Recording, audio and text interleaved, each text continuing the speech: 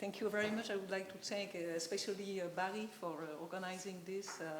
I'm quite happy to start because, first of all, I'll be relaxed afterward, but also this is really a kind of warming up. There are no new results. It's quite old stuff, actually, and many of you will not learn anything. I will try to propose maybe a new look at this old stuff. Also, it's a kind of example of direct use of Nash equilibrium without questioning foundations and how to reach the solution. So this is really a way to illustrate how you can use Nash equilibrium without questioning what is behind. The joint plan equilibrium goes back to Oman, Mashler, and Stearns in 1968. It's just a kind of Nash equilibrium for a very specific class of games, two-person, undiscounted, infinitely repeated games with a single informed player. And this concept appears in one of rather confidential reports to the US Disarmament Agency, which gives us to think that there was an application motivation, a practical one. These were rather confidential reports, also there was a community of people knowing them quite well. And later on, they were published in a book by Oman and Mashler with some postscripts. And this book has become a popular reference. So, for instance, in the Bayesian persuasion literature, you will always see a quotation of Oman and Mashler 1995 without going back to the papers of the 60s. And as I said, I mean, there are many papers that were published, especially in the International Journal of Game Theory, between 1970 and 1995, but nevertheless, the reference is no the book. What is and of course I'll give a precise definition in a second, but the main feature of a joint plan equilibrium is that there is a phase of information transmission, a bit like in a sender-receiver game. So the informed player first transmits some information to the uninformed one, who updates his belief. So there we find the belief approach that is very popular today. And then, given the message that has been transmitted by the informed player, both players coordinate their actions, as in the Folk theorem for repeated games with complete information. So this is another kind of application of Nash, this Folk theorem that I'm going to recall as well. And that's it. I mean, there is no further information revealed on the equilibrium path. Maybe if there is a problem, they may reveal more information. Even if there is something similar with the sender-receiver game, what happens in these games is that there may be no non-revealing equilibrium. So there is no straightforward way to say that there will be an equilibrium, and so the joint plan equilibrium appears as the simplest one that could exist. And indeed it does. And the problem was an open problem for a long time, and it was solved by Sylvain Saurin for a special case, but that was really the main idea of the proof, so for two states of nature, and then by Bob Simon from the LSE and two Polish mathematicians. So there is an existence theorem, and that was one of the motivations, and we should keep in mind that the first paper of Nash was not just to define the concept, but to establish its existence. And existence of Nash equilibrium has been a main topic in game theory for years, and it's still, I mean, very often the question is whether a Nash equilibrium exists. I'm not going to spend too much time on the literature. I can come back to this later on. The class of games where Oman and Mashler and Stearns developed the concept seems very specific, but what was really important is to realize that these games gave insights for games with cheat talk, for instance. And so there is a very important paper by Sir Duarte and Bob Oman showing that the tools developed for infinitely repeated games allow you to characterize equilibria of long chip-toe games. Of course, in these long chip-toe games, existence is not an issue, but yet the kind of solution, in particular the joint plan equilibrium, but also many other equilibria are described in this paper. So there is a connection with other classes of game. Last remark is that the topic is still very active, and what is quite interesting, I think, is that Lipnowski and Ravi developed a model for chip talk, so they considered this chip talk possibly long and so on in a very specific model. So they were dealing with chip talk, no repeated game, no discount factor, no nothing, and then recently they just adapted what they had done to the chip talk case to the infinitely repeated game setup. So in that case, you have again cross-fertilization, but going in the other direction. They start with the chip talk, and then they go to the infinitely repeated game. But so let me go on with more precise aspects. So I try to concentrate on the conceptual content of the joint plan equilibrium and suggest that there could be a counterpart in static Bayesian game, a bit like we did for the chip-toe case. But I start by giving a very precise, kind of precise account of the conceptual content in the original model, and then I turn to the static games to be played cooperatively. So let me go back to the original concept by Oman, Maschler, and Stearns. Two. So the basic parameters are described in a Bayesian game. So there are two players. One player who is privately informed, and his type is chosen in a set, finite set, and let's fix the IDs and assuming that there are just two types. And this is somehow without loss of generality, but then I can just focus on the prior probability of type T1. I just have a real parameter for this probability, 1 minus P being the prior probability of type T2. Each player has finitely many actions, and the utilities, the payoffs, depend on the type of player one and the actions of both players. I'll give an example in about 2 slides. So you should think of a matrix game. In fact, several matrix games. One player knows the games that it played, and the other doesn't.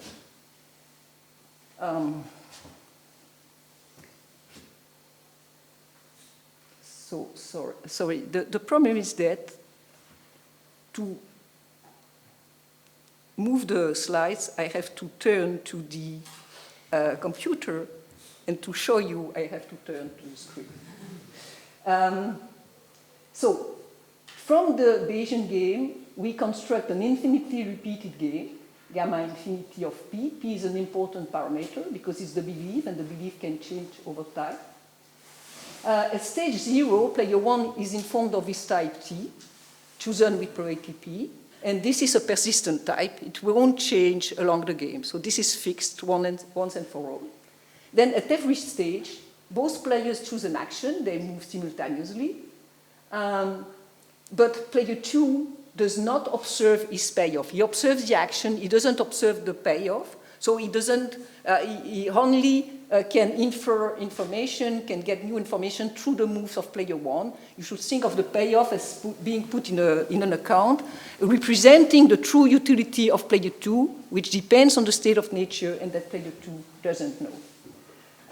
Then the payoffs are evaluated by arithmetic averages, and you find a way to compute the limits, so there is no discounting. That means that this game is an idealization of a game played by very patient players.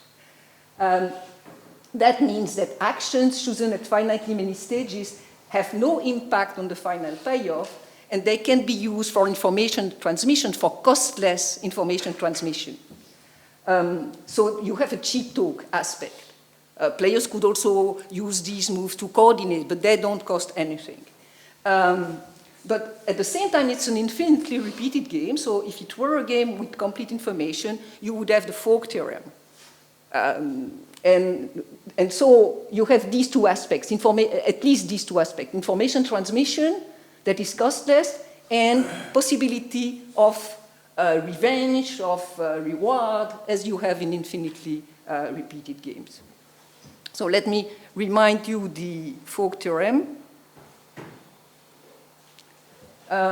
Sorry, that's going too fast. So the fork theorem for games with complete information, and by the way, in Oman, Mashler, and Stearns, written in 1968, you have a few pages devoted to that theorem that is not so well known at the time. So they go back to the case of complete information. But of course, they are fully familiar with it. What this theorem does is to characterize the payoffs of the infinitely repeated game, and it's very simple.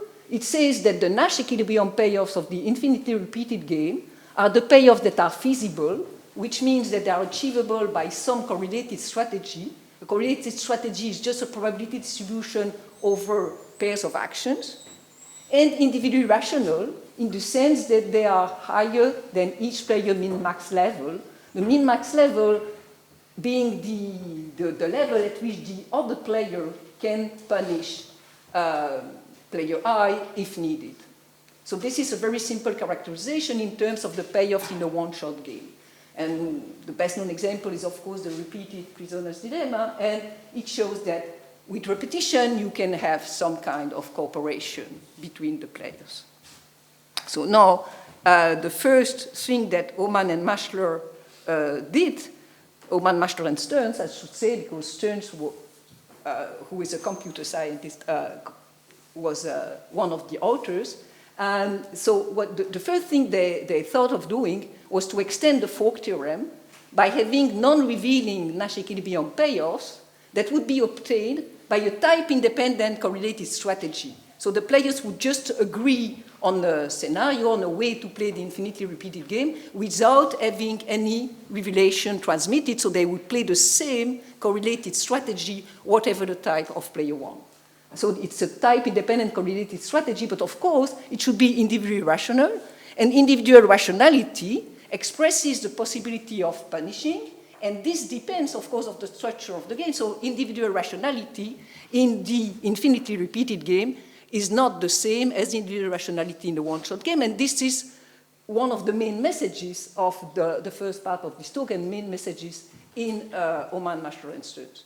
So for player one, player two has to be sure that both types are punished if needed. So the individual rational level for player one, the payoffs that are individually rational for player one are interim payoff for every type. So these are pairs.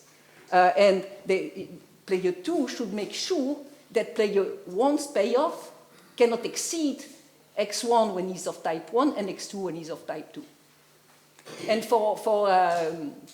you have a dual notion for individual rationality for player 2, then you only care about the expected payoff of player 2, but player 1 can use this information if he needs to punish player 2. So here you face the richness of the strategies of player 1 who can make use of this information. At a non-revealing equilibrium, you have no revelation on path, on the equilibrium path, but nevertheless, player 1 could make use of this information off path. So that was the first idea, a literal extension of the fork theorem in this context of incomplete information.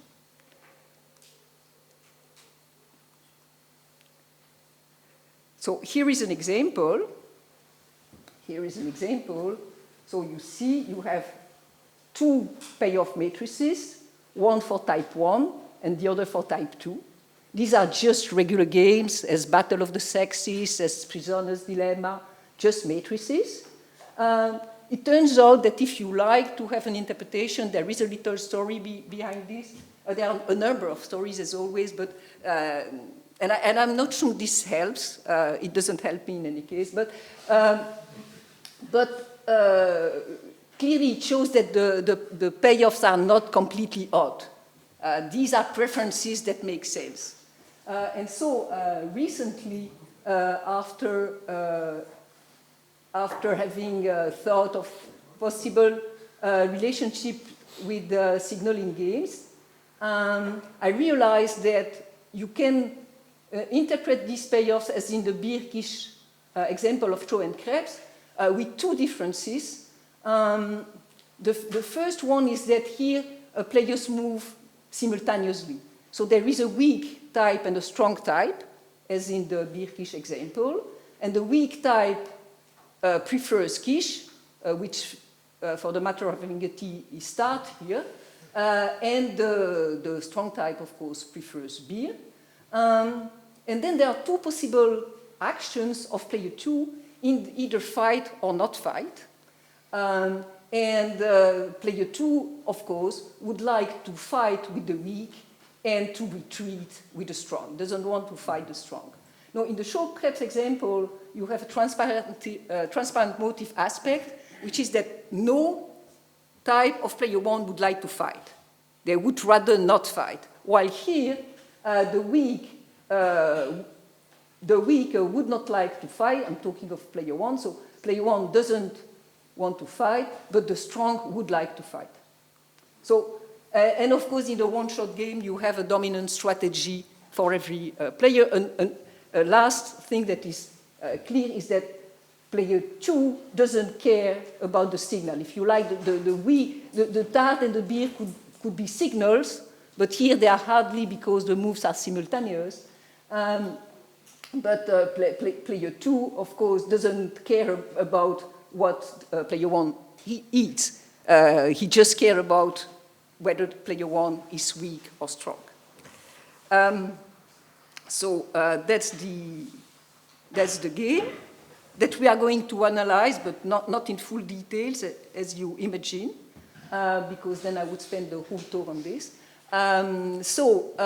If we take the extreme case of complete information, as I said, both players have a dominant strategy. Player 1 would like to play top, and player 2 would like to play left, similarly for the other game.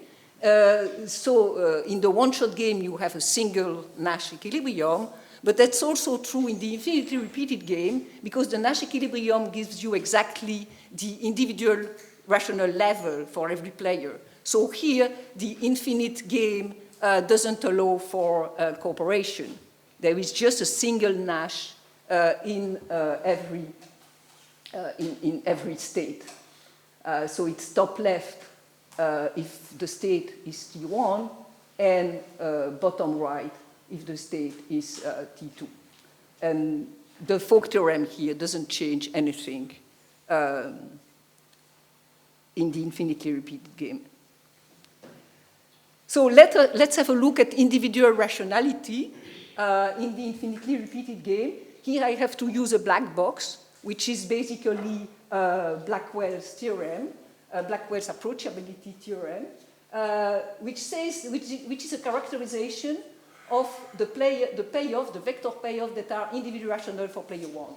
These are the payoffs that induce hyperplane, a plane above some mapping, and this mapping is quite important. It is the value of player 1's expected game. So what player 1 could get if player 2 was seen as an opponent, maximizing minus the payoff of player 1. So this is the expected game of player 1, when Q is the probability of type 1 and 1 minus Q, the probability of type 2.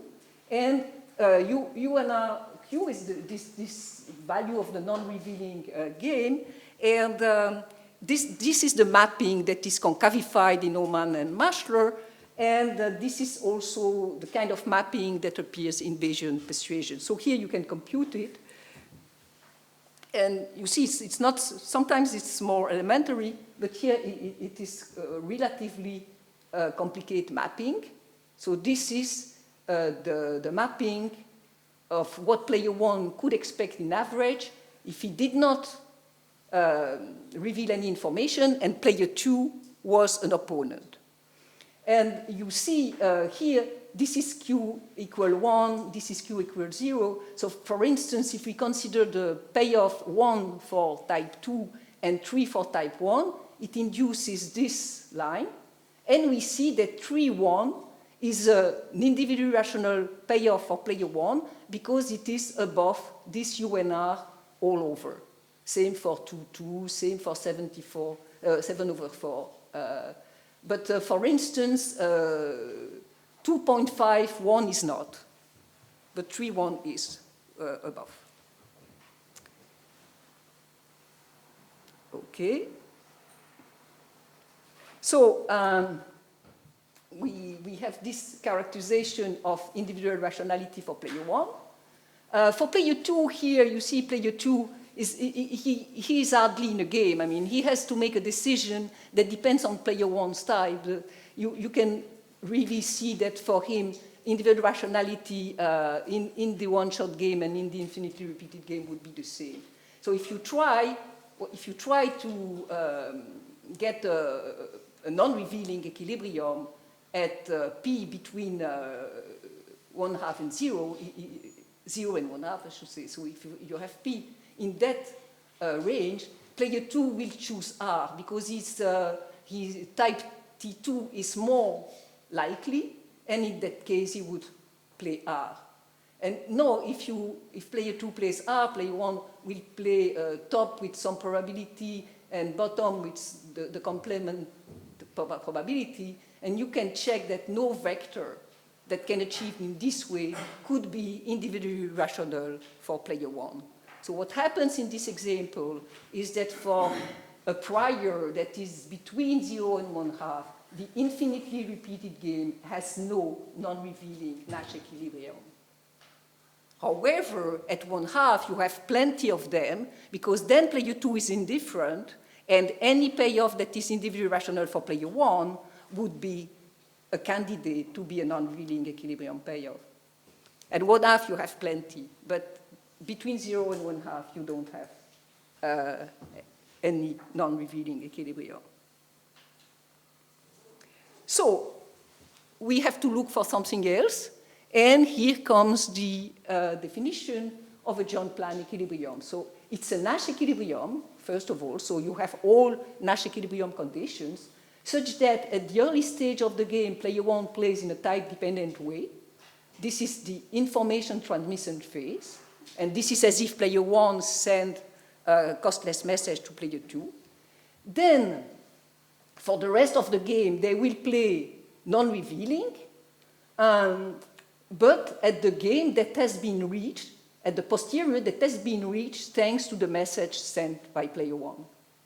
And so, Oman and Mashler already use what we call no-belief approach. Of course, even if this is very familiar now, and in particular in information design, this is the kind of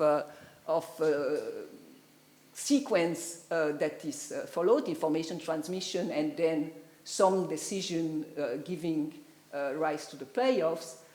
Here, the incentive compatibility conditions are extremely demanding. So there is no commitment, no device, no mediator, no nothing. Player 1 sends his message by himself, and so you have to, because we look for an equilibrium, you have to fulfill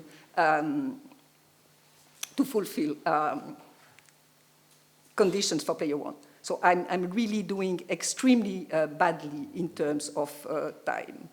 Thank you, Peyton. So there is no completely revealing equilibrium.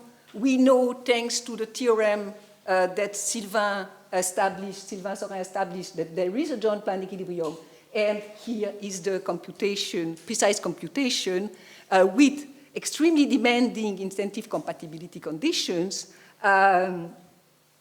telling that if player 1 sends some message with positive probability, he has to be indifferent. So what's going to happen is that starting from one half, we're going to split the probability and have posterior 0 and 1/2. And here is the construction of the equilibrium, and you will have access to the slides, and if you're interested, you'll be able to check this. With the joint plan equilibrium, where at 1/2, the players play that probability distribution, that correlated strategy, coordinating between top right and bottom left, with here, because there is this type-dependent lottery with positive probability, with equality, indifference of player 1.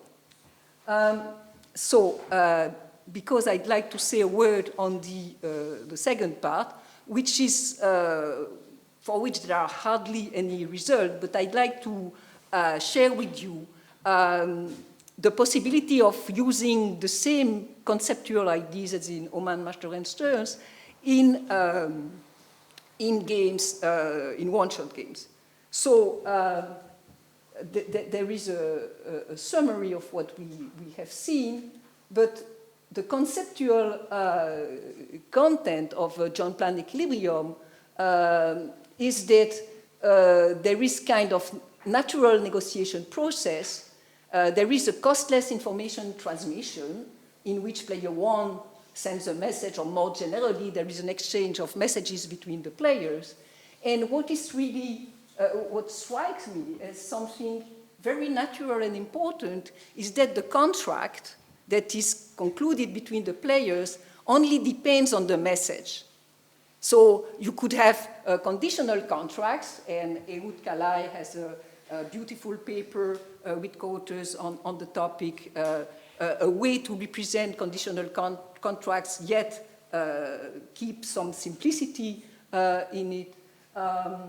There are Meyerson with a mediator getting the information of the players and coordinating them at best, but so it is as if the players signed a blank check to the mediator and reveal all their information to the planner.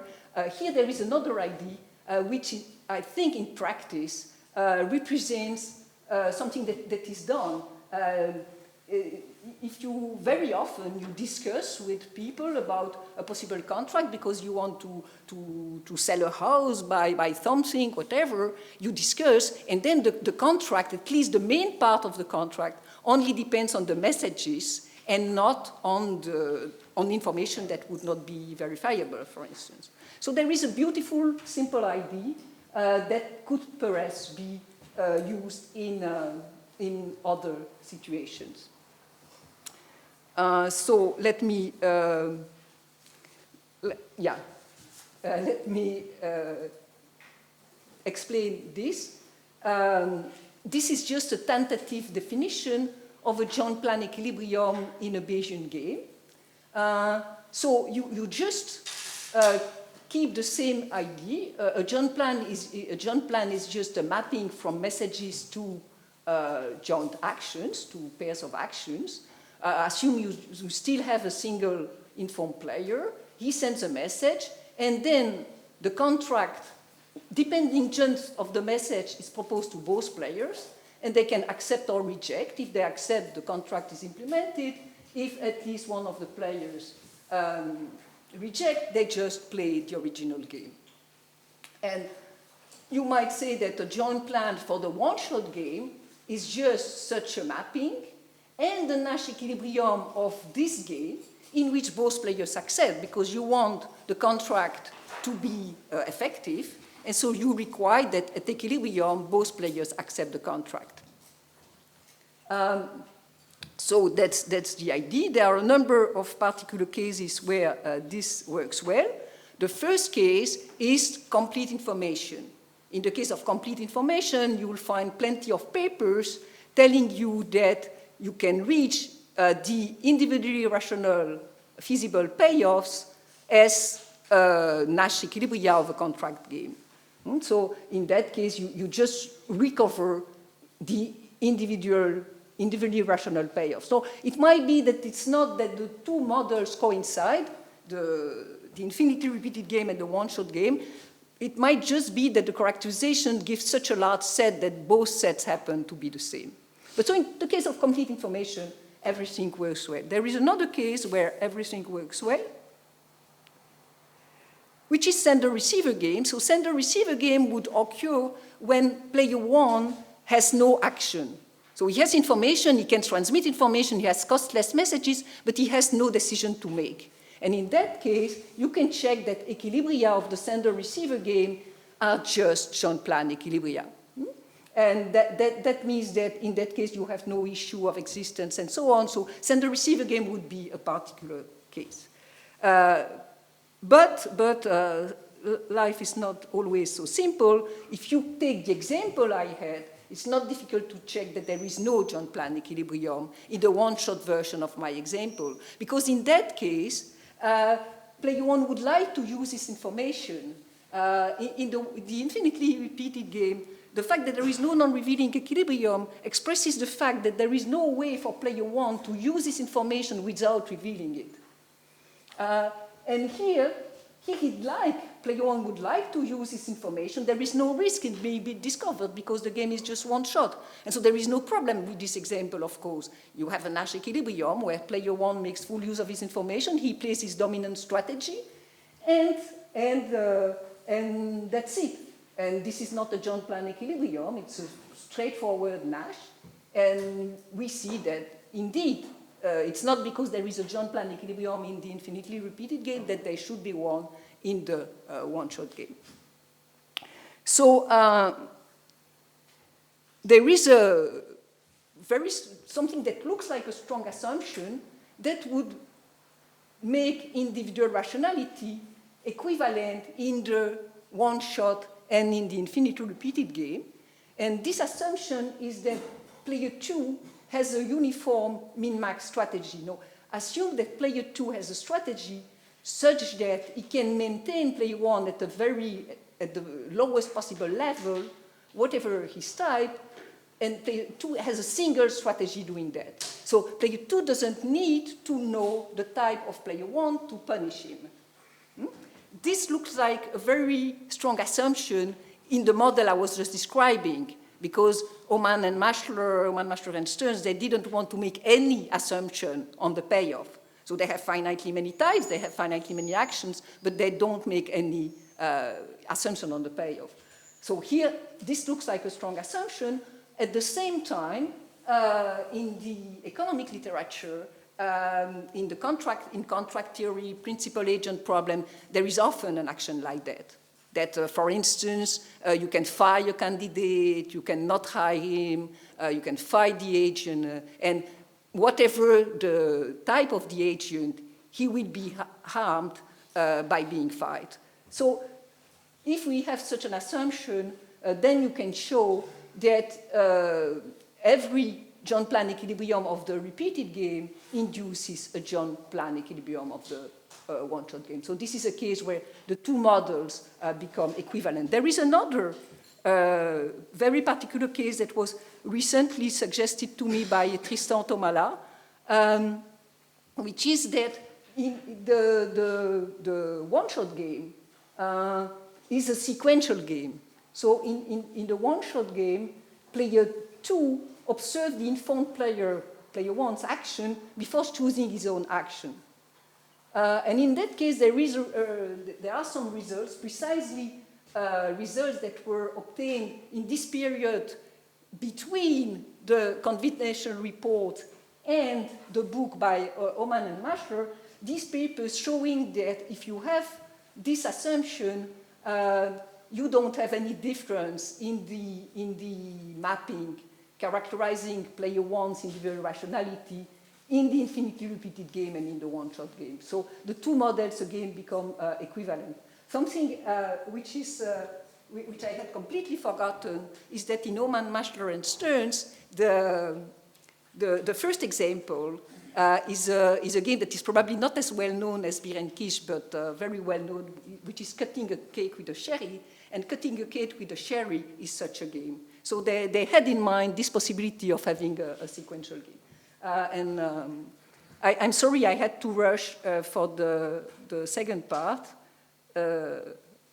but here is a summary, and maybe, so as I suggested, I think it would be interesting to dig a little bit in this possibility of having joint plan equilibrium in one state situation.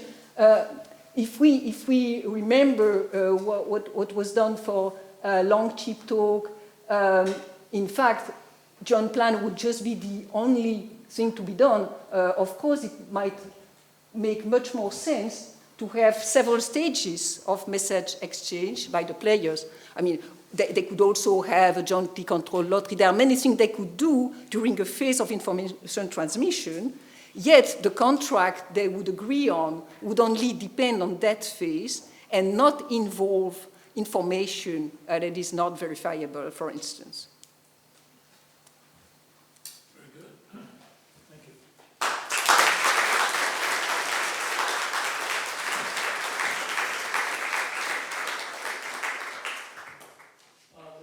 a few minutes for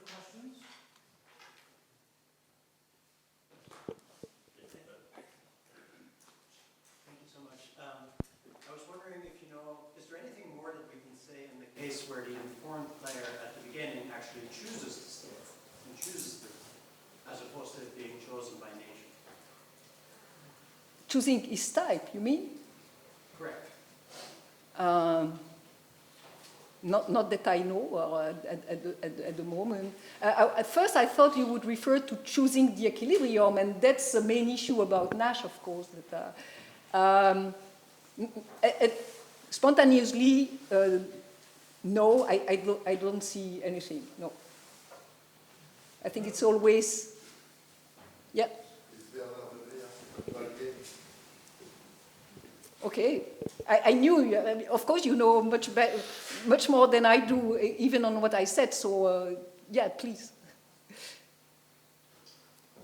No, but yeah, the approach of Bernard de Meyer is using the dual game. So it's the value of the dual game is the Fenchel conjugate of the value of the primal dual. And the dual game, the informed player is choosing his type, and there is a penalty, which is a parameter which plays the role of the hyperplane in Blackwell's theory. Okay. So there is a whole theory in terms of punishment and so on. But somehow I kept in mind that this was more, probably because I did not understand, but I thought it was more a technical tool, and somehow I never understood and I did not remember that, but I never thought of the conceptual possibility of choosing a type. Also because I was always obsessed by the fact that types are not verifiable. Other questions? Yes. So the game that you presented as an example looked very symmetric in type 1 and 2. Is that correct? Yes. And so why is there a special case that P is less than a half and not P is bigger than a half? Because player 2 just maximizes his expected utility. Player 2, the action of player 1 has no influence on player 2's payoff.